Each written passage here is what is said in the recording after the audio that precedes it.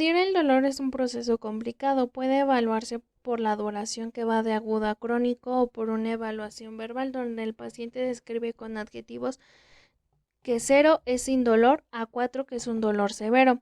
Existen escalas unidimensionales que se le da una puntuación al dolor, como la escala Kele, que va de ningún dolor a insoportable, la escala Melsa, que va de leve a agudo, la escala numérica Downy, que va de ausencia absoluta a máximo dolor sufrido, la escala analógica visual EVA, que es una recta horizontal en donde se representan números del 0 al 10, donde 0 es sin dolor y va avanzando a 10, donde es un dolor insoportable. La escala de gris es una escala con colores que va de blanco, que es sin dolor, subiendo a la tonalidad de negro, donde es un dolor más intenso. También ayuda a medir el estado de ánimo, donde negro es pesimismo y gris es pasividad. La escala de expresión facial es utilizada principalmente en niños con expresiones faciales que va de felicidad a llanto. La escala Anderson es utilizada para pacientes con discapacidades de comunicación, donde se evalúa la respiración, vocalización, expresión facial, lenguaje corporal y consolabilidad, donde va de 0 a 2. Las escalas multidimensionales están la de Melsack y Casey, que plantean que el dolor se mide con 3 dimensiones: sensorial, donde se describen las características del dolor, emocional o afectiva, y cognitiva. El cuestionario de dolor Van-Hill es un proceso tardado en donde se realiza una historia clínica en donde se incluyen los datos del paciente, una evaluación de la intensidad del dolor, como es la localización o sus 60 características, o el test de Farnowski, en donde se clasifica la vida del paciente, donde A es un paciente con actividades normales, B un paciente que precisa asistencia limitada, y C donde el paciente no puede cuidarse de sí mismo. Y por último el Latinen, que es donde se especifica el consumo de analgésicos, incapacidad o alteraciones del sueño. Está la escala NFCE, que se aplica a neonatos, que mide el fruncimiento de cejas, párpados apretados, acentuación del surco nasolabial y abertura de la boca, que va de 1 a 4. Y por último, la escala analgésica, que fue establecida por la OMS, pero que no es muy utilizada. Decálogo del dolor. 1. No se juega, se comprende. 2. No se censura, se evalúa. 3. No es un síntoma, es una enfermedad. 4. No es un estímulo, es una percepción. 5. No se ignora, se atiende. 6. No se mira, se observa. 7. No se recrimina, se mesura. 8. No se minimiza, se afronta. 9. No se sufre, se previene. 10. No se silencia, se comunica. Podemos agregar que el dolor crónico se controla y el dolor agudo se elimina. Un dermatoma es el área de la piel inervada por una raíz o un nervio dorsal de la médula espinal. Se mide el reflejo glabela, que genera una contracción de los auriculares de los ojos, donde el paciente mantiene los ojos abiertos. El reflejo mentoniano con boca entreabierta, golpeamos hacia abajo sobre el mentón, donde va a haber subida de la mandíbula y cierre de la boca. Reflejo bicipital. Se flexiona el codo y golpeamos el tendón bicipital, donde se debe flexionar el codo. Reflejo braquiorradial. Ponemos el antebrazo en semiflexión y golpeamos percutiendo la apófisis estiloide del radio.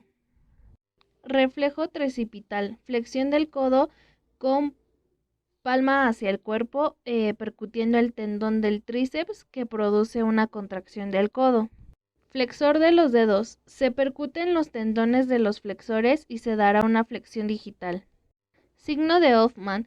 En el dedo medio se hace como pellizcos en la falange distal, donde hay una flexión del dedo. Se roza por arriba y abajo del ombligo con un objeto, provocando una contracción de los músculos abdominales y la desviación del ombligo.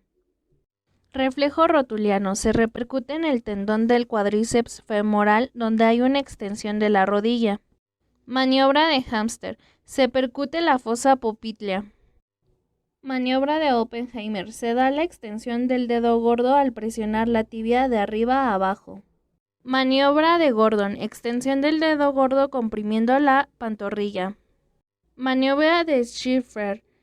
Extensión del dedo gordo comprimiendo el tendón de Aquiles. Reflejo Aquiler. Pierna levantada y flexionada por la parte dorsal, se percute el tendón de Aquiles y se dará la flexión plantar. Reflejo Babinski. Se roza la superficie lateral de la planta donde provocará una flexión de los dedos.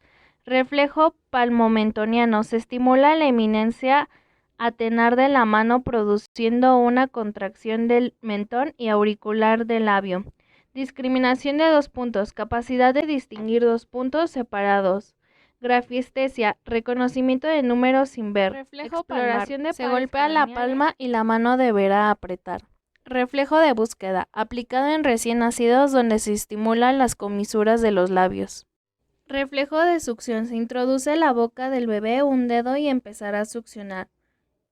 Reflejo cremastéricos. Se frota la cara interna del muslo de manera ascendente elevando el testículo. Reflejo bulbocavernoso. Se pellizca el prepucio y habrá una contracción del músculo bulbocavernoso.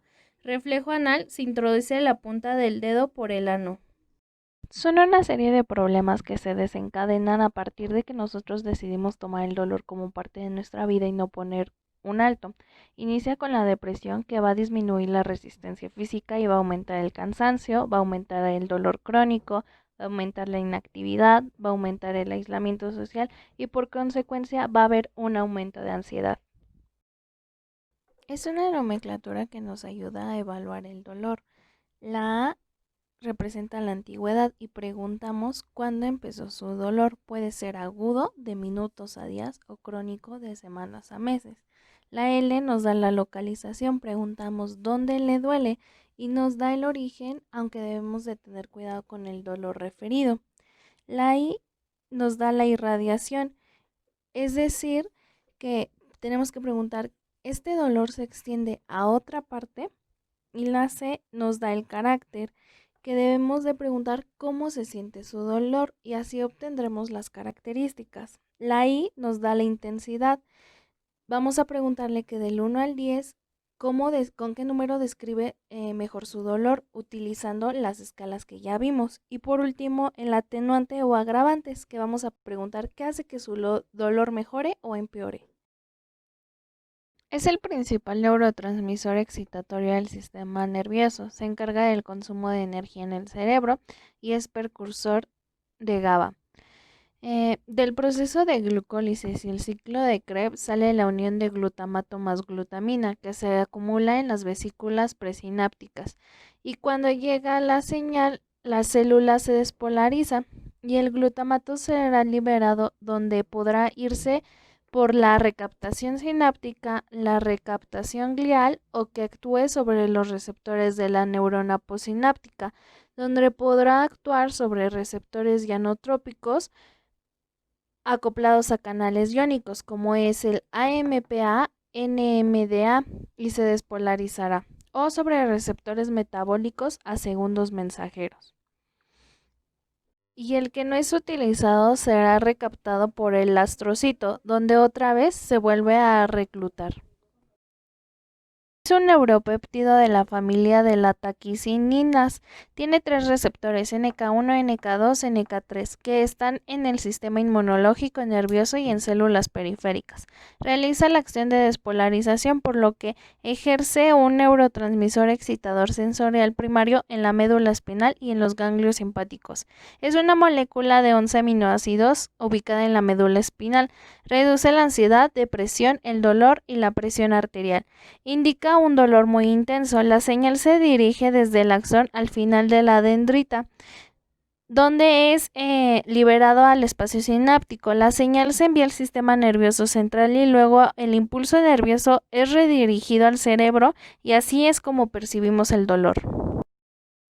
Tiene 2 tipos de receptores, GABA A, que son de tipo ionotrópicos, y GABA B, que son de tipo metabolotrópicos.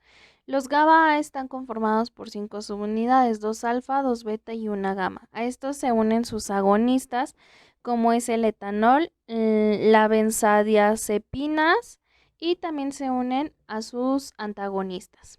Los receptores GABA se unen y aumentan el flujo de cloro de la neurona, provocando una hiperpolarización e inhiben la excitabilidad. Es un agonista endógeno del receptor GABAergico. Es un neurotransmisor que tiene dos tipos de receptores. Están los muscarínicos o receptores acoplados a proteínas G, donde tenemos los M1 que aumentan la neurotransmisión de los ganglios autónomos, M2 que inhiben la frecuencia cardíaca, M3 aumentan la secreción en las glándulas y aumentan la contracción del músculo liso gastrointestinal y vertical, M4 que aumentan la locomoción, M5 su función aún no se sabe. Que son canales iónicos activados por ligando, en donde están involucrados en la unión neuromuscular y en los ganglios autónomos, que dan la liberación de acetilcolina provocando una despolarización de la membrana y guardar la acetilcolina donde se necesita la acetil-CoA y la colina, que por la enzima colina-acetiltransferasa se sintetiza acetilcolina, que será almacenada en vesículas liberándose por un potencial de acción, reaccionando a sus receptores postsinápticos. La acetilcolina esterasa hidroliza la acetilcolina reciclando sus productos. Un neurotransmisor proveniente de L-triptófano se encuentra en el sistema digestivo, regula la motilidad intestinal y la digestión. También está relacionada con el impulso sexual en el estado de vigilia. Tiene una función estabilizadora del estado de ánimo. Se produce en los cuerpos del RAFE, ubicados principalmente en el tallo cerebral, de donde se distribuye al sistema nervioso central y después al sistema digestivo, expandiéndose por todo el cuerpo. Tiene como receptores la acetilcolina, dopamina, epinastina, prolactina, cortisol y sustancia P. La serotonina llega a la brecha sináptica donde ejerce su función y después es recaptada por CERT. Los antidepresivos están muy relacionados con esta. Es una planta que tiene como principales componentes activos el cannabinoide THC, que se conecta con los receptores CB1 y CB2 que están en la capa externa de las células. Estos actúan como mensajeros químicos, y el CBD. Nuestro cuerpo produce de manera natural el cannabinoide llamado anandamida, que forma el sistema endocannabinoide, que está involucrado en los procesos autorregulatorios del cuerpo y que ayuda a mantener el equilibrio de la homeostasis, y también produce la 2-AG. La planta tiene más de 100 cannabinoides que tienen aplicaciones terapéuticas que controlan la epilepsia, la estimulación del apetito, entre otras. Es un antiepiléptico utilizado como ansiolítico. Tarda de 20 a 60 minutos en hacer reacción. Actúa sobre los receptores benzodiazepínicos y GABA. Dura de 6 a 12 horas dentro del cuerpo y se elimina por completo después de 30 a 40 horas. Se metaboliza en el hígado. Está en tabletas o pastillas o en gotas o solución oral, que es más efectivo, más rápido. No se suspende bruscamente ya que puede provocar abstinencia. No se debe combinar con alcohol. Es susceptible a adicción y vuelve a la gente. Es un antidepresivo tricíclico y analgésico. Sus blancos farmacológicos son canales de sodio, potasio y NMDA. Receptores para serotonina, muscarínicos y adrenérgicos. Su mecanismo de acción es bloquear los canales y compite con los ligando. Se recomienda por una vía oral que reacciona entre 4 horas y tiene de vida media 8 a 20 horas. Podrá haber una sedación intensa, bloqueos de la conducción cardíaca y puede provocar también alopulsante, antiepiléptico y analgésico. Coestabiliza el ánimo. Alivia el dolor por daño a los nervios, ayuda al trastorno bipolar, la esquizofrenia, trata la depresión, ayuda a tratar el dolor neuropático como la neuralgia del trigémino. No se recomienda usar si ha padecido de glucoma, psicosis, enfermedades cardiovasculares, de tiroides, de riñones, y no es recomendado su uso durante el embarazo y la lactancia. Al hacer una exploración en nuestra articulación temporomandibular, podemos tener 4 tipos de dolor. El ligamentoso, que es un dolor intermitente asociado a movimientos de traslación condilar. El retrodiscal, que se acentúa al apretar molares o disminuir al morder. O el capsular, que es la sensibilidad a la palpación directa del cóndilo y que se acentúa con movimientos de traslación. Y el artrítico, que es la sensibilidad a la palpación del cóndilo y que se acentúa con la masticación. Como amnesis podemos obtener que tiene dolor de cabeza, cara, oídos, tiene dolor al abrir la boca o a masticar alimentos, tiene crujidos ovoides al abrir o masticar y se le atasca o bloquea la mandíbula. También puede reclinar o apretar de día o de noche y hay un desgaste oclusal. Se considera como un dolor visceral que va progresando paulatinamente. Inicia con una pulpitis irreversible, puede pasar a una pulpitis irreversible y terminar con una pulpa necrótica. Se debe de valorar sus características, como es 1. El dolor sordo o crónico, que es cuando las fibras ascendentes se contraen y se reduce la circulación de sangre en pulpa. 2. El dolor punzante o agudo, que se debe a la activación de fibras mielínicas A delta. 3. El dolor provocado, que es un dolor tras realizar pruebas como con frío, calor, ácido o azúcar. 4. El dolor espontáneo, que es aquel que refleja un mayor compromiso pulpar. Y 5. La duración del dolor. Si el tiempo en el que tarda la recuperación después de haber retirado el estímulo es de 10 segundos o menor, es un mejor pronóstico. Es una vista del cerebro en corte coronal que representa que cada movimiento o sensación ocupa un lugar en nuestra corteza. Nos representa todo lo que somos capaces de mover o sentir dependiendo del tamaño de la cara, la mano o el pie, que representan la capacidad o la cantidad que tenemos de mover o de sentir cada parte de nuestro cuerpo, que cada una abarca un lugar en la corteza cerebral. Tenemos las fibras A, que son mielínicas, que tienen gran diámetro, son sensibles a hipoxia, tienen una conducción muy rápida y representan el dolor agudo. Tenemos las fibras B, que son mielínicas y son responsables de la conexión preganglionar del sistema nervioso autónomo y su diámetro es inferior a 3 micras. Y por último tenemos a las fibras C, que son no mielínicas. Su diámetro es pequeño, tienen alto umbral, su conducción es muy lenta, resiste a hipoxia, regulan fluido de sangre pulpar y representan el dolor crónico.